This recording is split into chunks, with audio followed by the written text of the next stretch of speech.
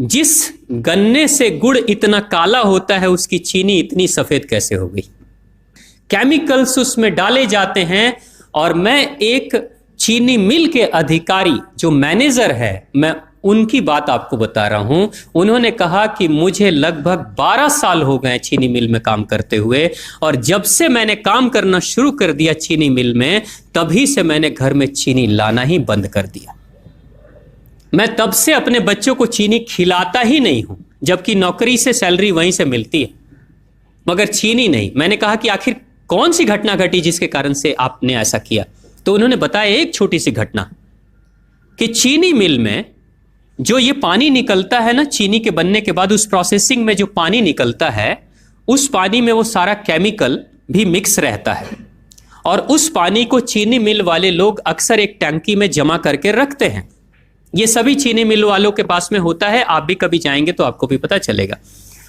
वो टंकी में वो पानी रखा जाता है, लेकिन रोज रोज प्रोसेसिंग हो रहा है, रोज चीनी बन रही है, रोज बहुत सारा पानी आ रहा है, तो आखिर कब तक? एक टंकी की क्षमता है ना, कितने दिनों तक वो टंकी खाली रहेगी? भर जाती है, भरेगी तो फिर क्या करेंगे? खाली करना है। तो क्या किया था चीनी मिल के लोगों ने? सोचा कि छोड़ो ना, अब कहां जाएंगे उसको फेंकने के लिए कहीं दूर, क्योंकि अब उतनी बड़ी टंकी जिसमें हजारों गैलन पानी है, उसके लिए ट्रांसपोर्ट में कितना खर्च आएगा, तो बेहतर होगा रात के अंधेरे में कहीं खेत में डाल देते हैं। क्योंकि जनरली फैक्ट्रियां तो होती हैं ऐसे ही बिराने में, तो कहीं डाल देते किसी खेत में, क्या पता चलेगा पानी है कि चीनी मिल का पानी है, क्या है। तो ये सोचकर मैनेजमेंट वाले लोगों ने रात में ही उस पानी को खेतों में छुड़वा दिया, और नतीजा ये हुआ कि उस खेत की सारी फसल जल गई, मिट्टी बंजर हो गई। और जब किसान पता करने लगा कि आखिर क्या हुआ मेरे खेत में, जब चेकअप कराया वो मिट्टी का, तो पता चला कि इसमें तो चीनी मिल का जो वेस्ट मटेरियल है वो डाला गया है। तब उसको खबर मिली कि हाँ, किसी स्टाफ ने बताया कि हाँ, हमारे चीनी मिल से ही पानी डाला गया था आपके खेत में, और पूरी मिट्टी बंजर हो गई। उसने केस कर दिया और चीनी मिल वाले को मुआवजा देना पड़ा लाखों रुपए। तभी से वो स्टाफ कहते हैं कि जो मिट्टी को बंजर कर दे वो इंसान के शरीर में जाए तो क्या करेगी। उसी के बाद से मैंने अपने घर में चीनी लाना बंद कर दिया। और सच्चाई है, लगभग अगर आप देखेंगे तो अंग्रेजों के आने के समय अंग्रेज पहला चीनी मिल इन्होंने भारत में ही लगाया था। पहला चीनी मिल भारत में ही अंग्रेजों का लगा, और अंग्रेजों ने चीनी की शुरुआत की। भारत के लोग गुड़ खाते थे, चीनी नहीं खाते थे। उन्होंने बहिष्कार किया, बिल्कुल नहीं, लेकिन चीनी और चाय पत्ती दोनों के लिए लोगों को तैयार किया गया था। चाय पिला पिलाकर फ्री में चीनी के लिए तैयार किया गया, और चाय के लिए भी तैयार किया गया।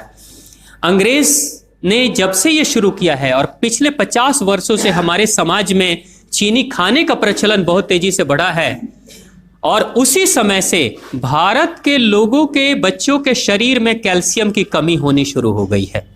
अगर कोई मां, अगर कोई बहन जो गर्भवती हो, गर्भकाल के दौरान अगर चीनी का सेवन अगर कोई बहन कर रही हो, तो चांसेस ज्यादा होते हैं गर्भपात होने के। कोई मां अगर बच्चे के जन्म से पहले 1 साल पहले से ही चीनी छोड़ दे और सामान्य भोजन करे, अपना ही दूध बच्चे को पिलाए, और कम से कम 5 साल तक बच्चे को चीनी ना खिलाए, खुद को चीनी ना खिलाए, उस बच्चे को कभी भी ऑस्टियोपोरोसिस की समस्या नहीं हो सकती। कैल्शियम की कमी उसके शरीर में कभी नहीं होगी। चीनी जब जाती है आपके शरीर में, तो बाहर जब निकलती है तो अकेले नहीं निकलती, कैल्शियम लेकर निकलती है। चीनी कैल्शियम लेकर निकलती है, हड्डियों को गलाकर निकलती है। और जिसके शरीर में कैल्शियम की कमी हो जाती है, उसके शरीर में मैग्नीशियम, पोटेशियम, आयरन सबकी कमी हो जाती है। कैल्शियम वो तत्व है कि जिसके शरीर में कम हो जाए, सारे तत्व कम हो जाएंगे, और कैल्शियम की कीमत पे चीनी हम खाते हैं। भारत, पाकिस्तान, बांग्लादेश, नेपाल, ऐसे कुछ देशों के अलावा दुनिया के बहुत सारे ऐसे राष्ट्र हैं जहां चीनी का इस्तेमाल ही नहीं होता। आज भी चीनी खाते नहीं, बहुत सारे देश नहीं खाते बिल्कुल। आप गुड़ खाया करिए, वो ज्यादा बेहतर है, चीनी को छोड़िए।